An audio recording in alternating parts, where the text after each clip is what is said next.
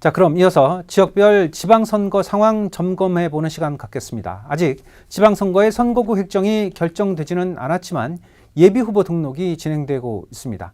먼저 하남시 상황을 오용석 기자와 함께 짚어보겠습니다. 네, 오용석 기자. 네. 먼저 하남시의 예비후보 등록 현황부터 짚어보죠. 네, 이 광역자치단체장과 의원은 지난달 18일에 시작이 됐고요. 기초자치단체장과 의원의 예비후보 등록은 지난달 20일에 이미 시작이 됐습니다. 하남시장 선거 예비후보로는 지난 17일 기준입니다. 이 더불어민주당에서는 오수봉 전 하남시장이 지난 16일 예비후보 등록을 마친 상태고요. 이 국민의힘 소속으로는 전 국회의원이죠. 이현재 후보 등 모두 7명의 후보들이 이름을 올려놓고 있습니다. 그런데 이에 반해서 이 경기도 의원 예비후보는 아직 없고요. 하남시 의원 예비후보에는 단 한 명만 현재 등록이 되어 있는 상태입니다.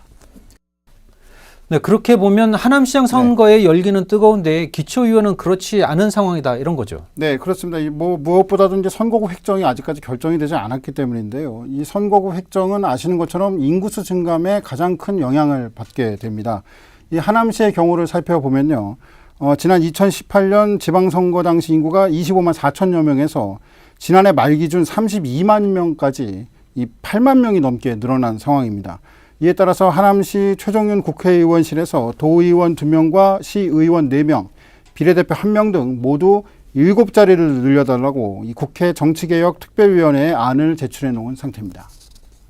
사실 선거법상 선거구 획정은 이미 결정이 났어야 하는 네네. 건데 이번에 많이 늦어지고 있는 상황인데요. 네. 언제쯤 결론이 날 것으로 보십니까? 빠르면 아무래도 이번 달 안에 이제 국회 정개특위에서 결정을 할 것으로 보이고 있고요. 그런데 이제 여기에는 인구수 외에도 또 한 가지 변수를 저희가 또 고려를 해봐야 될 것으로 보입니다. 이번 대선 과정에서도 논의된 바가 있는데 한 선거구에서 기초의원 3명 이상을 뽑는 중대선거구제가 추진될지가 문제가 되고 있습니다. 그런데 기초의원 선거구, 특히 이제 경기도 같은 경우는 네. 경기도의회가 그 획정 권한을 갖고 있지 않습니까? 네, 그렇습니다. 여기에 대선 과정에서 거대 여야가 모두 다당제에 힘을 싣는 이 정치개혁에 대해서 얘기를 해왔고, 더구나 현재 경기도의회 의석의 90% 이상을 민주당이 갖고 있기 때문에 이 3인 이상 선거구제 도입이 선거구 획정의 변수로 남아있는 상태입니다. 하남시장 선거에 앞서 언급한 것처럼 상당히 많은 예비 후보가 등록이 되어 있어요. 네네. 좀 과열 양상을 보이는 것이 아닌가 싶은데요. 이미 이제 말씀하신 것처럼 이제 많은 특히 국민의힘 소속 후보들이 예비 후보를 등록을 하고 있고요.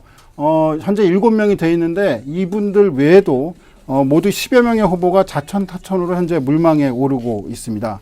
이 하려고 하는 사람이 너무 많아서 이 당에서 컷오프를 통해 가지고 4명 선으로 이 경선 후보를 줄일 것으로 보이고요. 지금 화면에 나오는 것은 이제 더불어민주당 이 오수봉 전 하남시장의 기자회견 모습인데 하남시장이 이제 예비 후보로 등록이 돼 있고요.